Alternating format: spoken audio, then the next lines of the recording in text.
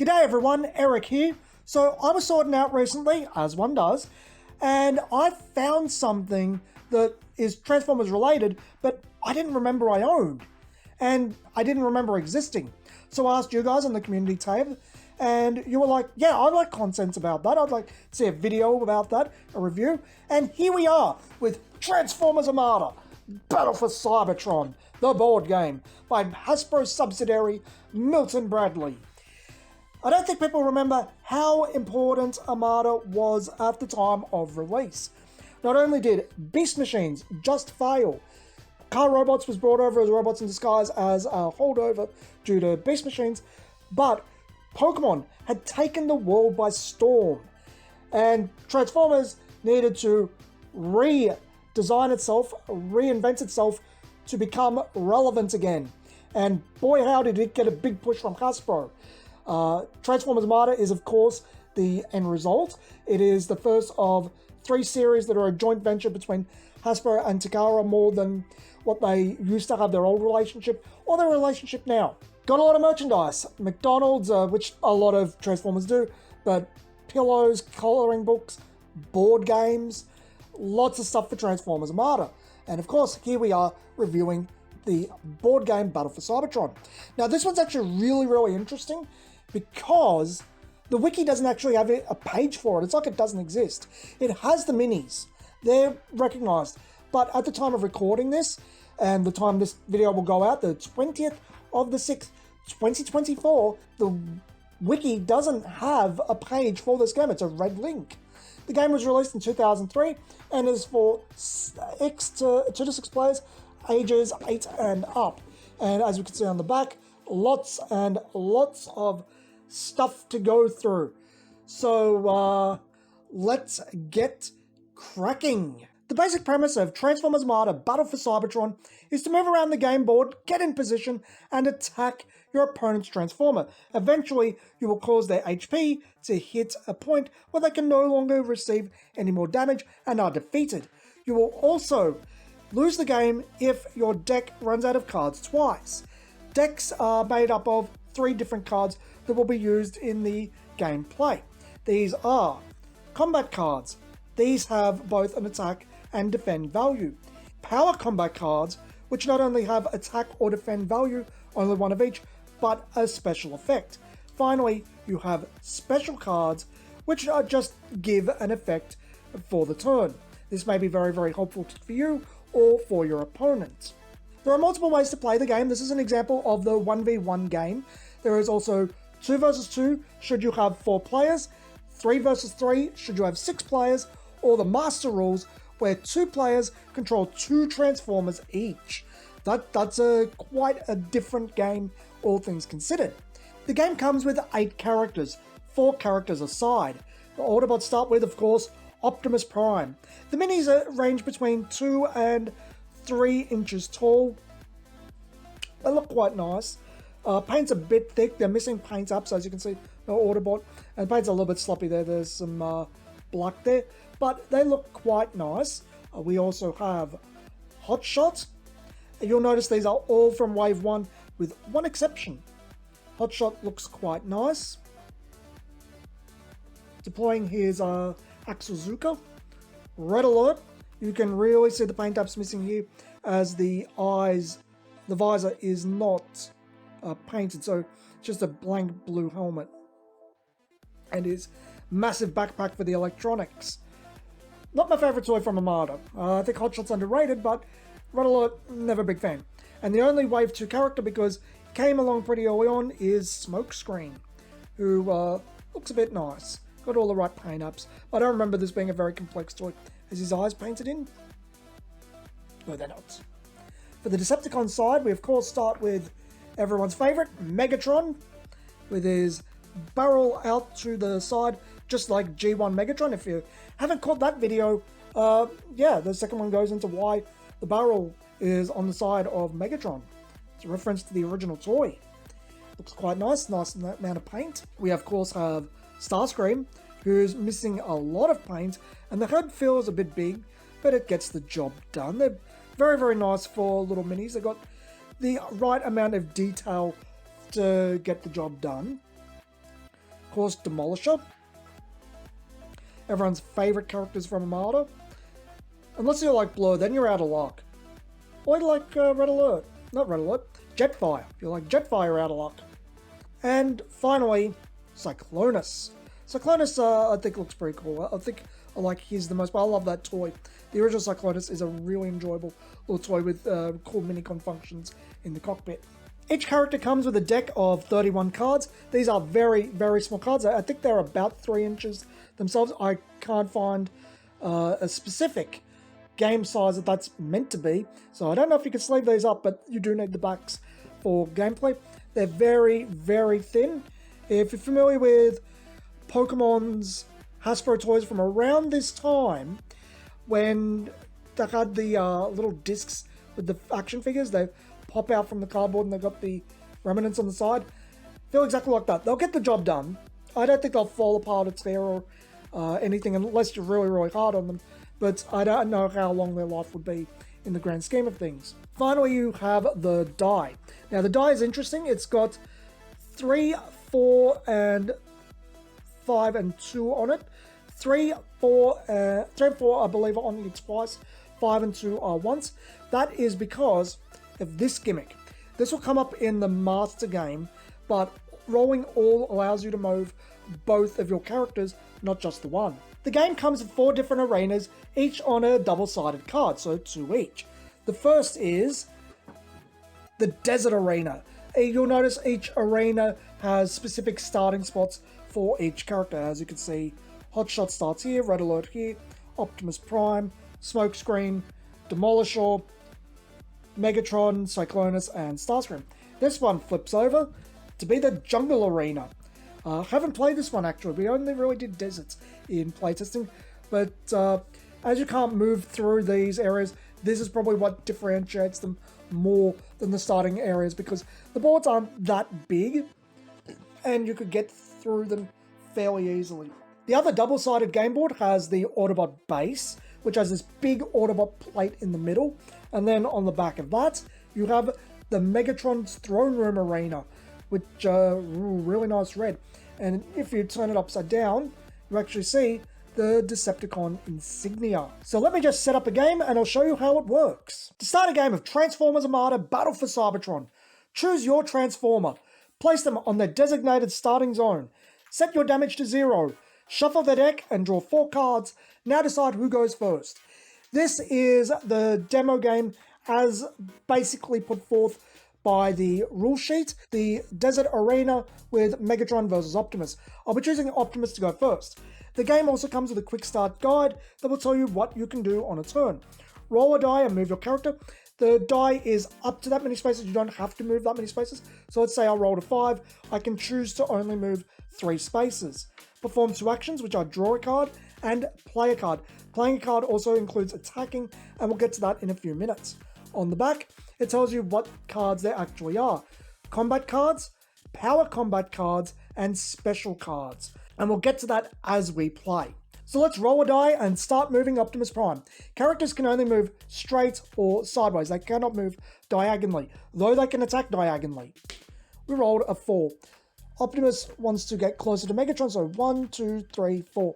And we'll use both our actions to draw 2 new cards. Now it is Megatron's turn. He rolled a 3. Like Optimus Prime, Megatron also wants to be up close and personal, so 1, 2, 3, and draw 2 cards. Most of the time, your opening turn will be like this. Move back to Optimus Prime, roll a 2, 1, 2. Because there's spaces without squares in between them, no one can attack. Because normally he would be in range of attacking Megatron right here because he's in front of him. Characters can also attack diagonally. So we'll again use our turn to draw 2 cards. And it is Megatron's turn again. He rolled a 3. So 1, 2. We only need to move the 2. Now we'll review Megatron's hand. Megatron will choose to attack. He does this by placing a card face down and waiting for Optimus to respond. Optimus can now defend the attack. Optimus will choose to defend with this card. It's just a standard combat card. It has 3 attack if performed as an attack, or 3 defend if used to defend an attack. So he will play that. Now Megatron's attack is revealed. It is Leader 1 power. It has 2 attack, so it will do no damage to Optimus Prime due to the 3 defend, because it's the attack minus the defend is the damage, but play when Megatron is attacking, draw 2 cards after attacking. The card resolves, it is discarded, and the effect sets off, Megatron draws 2 cards. And Optimus's card is also discarded. Megatron will also choose to use a special card. Leader 1, Swipe. This causes Optimus to discard 2 cards at random. So we'll just discard 2 cards at random for Optimus.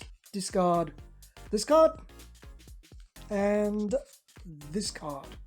Well, not a big hit to Optimus, but the 4 attack could have come in handy. So that concludes Megatron's turn as he has used 2 actions. Optimus will roll the die, gets a 4. Now, he just wants to get up close and personal to Megatron due to how he as a character functions. And he wants to use an attack card, so he will attack. He places his card face down. Megatron will defend with this card. It's got a 4 defend and 1 attack, so whatever Optimus is in, it is reduced by 4. This is Power Strike, again another power combat card. If Optimus Prime is next to the attack character, he is. The attack value of this card is 7, so it does 3 damage to Megatron. 1, 2, 3. And from here you can basically see how the game plays.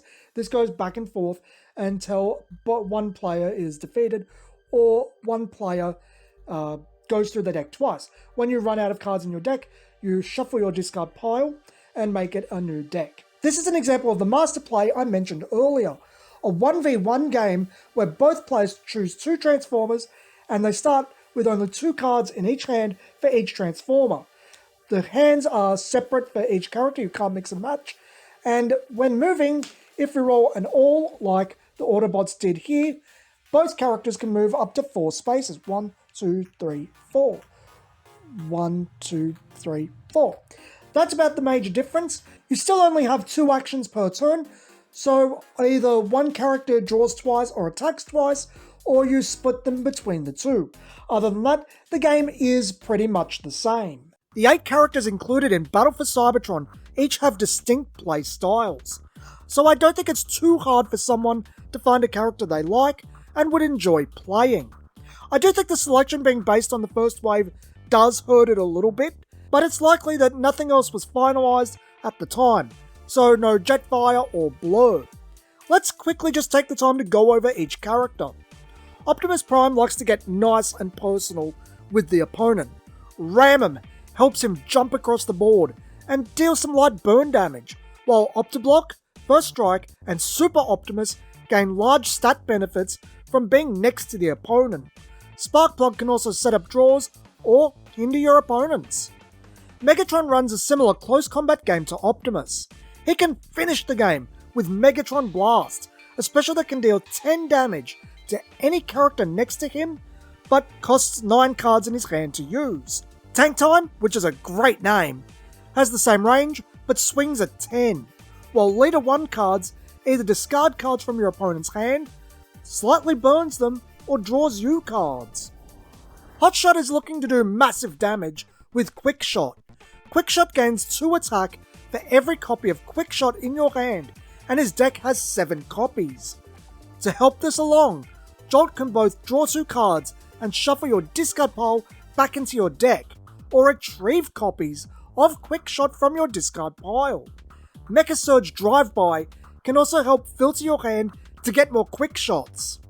Starscream's playstyle is one of mostly setup and execution, utilising the effects of both Swindle cards and Mecha Surge Speed cards to create an opening, then Delusions of Grandeur to deal damage and restock your hand without using actions to draw cards. Red Alert revolves around handcrafting, healing, and hand disruption. Regroup after you've run out of cards to draw 4 without using an action. Heal yourself or allies and get them out of danger with evac, and use a combination of Long Arm and Power Block to disrupt your opponent's strategies. Demolisher is a tanky burn character. Recoil completely stops your opponent's attack and does damage back to them instead, while Missile Barrage does burn damage based off of the die roll. Finally, Reload gets you back all of your missile barrages. Smokescreen feels like something of a variant on Red Alert. The key play is Wrecking Ball to mass draw for everyone, then swing in with Crane Smash for massive damage, and when needed, use Reroute to heal Smokescreen. He also has Laserbeak and Liftdoor to alter your opponent's plays. Cyclonus is based on playing 2 cards in any given turn, as many of his cards have a small combo. Ambush to make the next attack hit, and Wind Blast to deal up to 13 damage. Mecha Surge right next to the opponent to swing at 6, then Fire from above to flee to safety. Crumple Zone helps facilitate these combos by being any attack card in your discard pile. When you first pick the game up, some characters are a bit more obvious than others in how to play them. Starscream probably needs a bit of thought to get him, but plays very well once he clicks with you. This is true of Cyclonus to a lesser degree too. Others like Optimus, Megatron, Hotshot, and Demolisher couldn't be any more obvious. For 1 versus 1 play, all feel perfectly viable, especially as you become more proficient with each character. There is also quite a bit of synergy between characters for the team and master all versions of the game. Megatron can rip through your opponent's hand, then Starscream can strike with Delusions of Grandeur.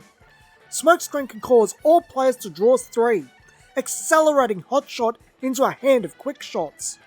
While Optimus fights in at close quarters, Red Alert can heal him up and get him out of harm's way.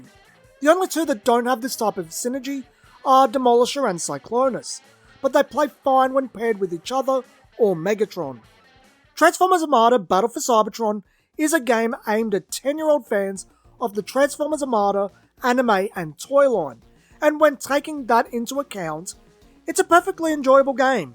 It's got some strategy to it, and ideal play loops to discover for each character. There are some counterplays between characters, just as there are synergies between characters. There are multiple ways to play the game that increase the difficulty, but the game is not so complex that it ever becomes frustrating. A game of Transformers Armada clocks in at around the 15 to 20 minute mark for the base game, the 1 versus 1. It's incredibly fast to set up and engaging for the entire play session. You'll probably spend enough time with the game to have a session with every character and possibly every team combination, but the replay value isn't super high after that, at least as an adult playing a game intended for children. Explore everything it has to offer, and you're probably done with it. Battle for Cybertron is very much a game of building a hand of the right tools, then going in for the kill. There are many turns that you will spend running away from your opponent, drawing to, and passing. It may not seem very engaging, but there is a certain sense of urgency to it. Then, when it's finally time, go in and smash face. This is accelerated for many characters due to natural draw power from attacking or defending. It's a fun game, but not something I'd want to play a lot of. It's a very visceral experience, made for an audience a fraction of my age. If you have kids that you want to expose to those early 2000s Transformers, or you are an Armada superfan, Transformers Armada Battle for Cybertron is a perfectly enjoyable experience. As the game is over 20 years old now, it may incur a cost on the secondary market well beyond its worth. But if the base engine does it for you, Battle for Cybertron was based on another game called Star Wars Epic Duels, and a new line of games called Unmatched are in turn based on Epic Duels. I can't help but feel that older fans would prefer the recent Transformers deck building game, however. It just seems like it would have the more cerebral experience of the 2 games. I had fun with Transformers Armada Battle for Cybertron playing it for this review, and I'd pull it out again if a friend wanted to give it a go. But you need to go in keeping your expectations in check. It's a kids game. Like the Transformers Armada toy line, it's one of those things where you need to be able to appreciate it for what it is, rather than what you want it to be. If you enjoyed today's video and want more Transformers content, be sure to like and subscribe. It helps out a lot. Till next time, friends, this has been Eric from Toys Down Under, and thanks for watching.